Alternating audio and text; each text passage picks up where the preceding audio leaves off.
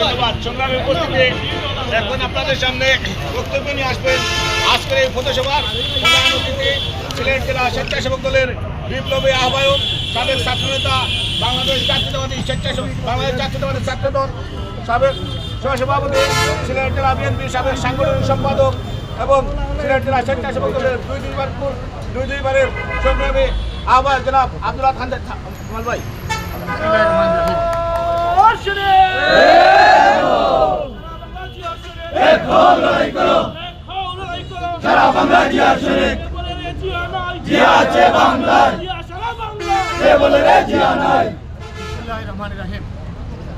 বিএনপির ভারপ্রাপ্ত চেয়ারম্যান জনাব তারেক রহমানের 2023 সালে জাতির উদ্দেশ্যে যে একত্রিশদফা সংস্কার প্রস্তাবনা দিয়েছেন,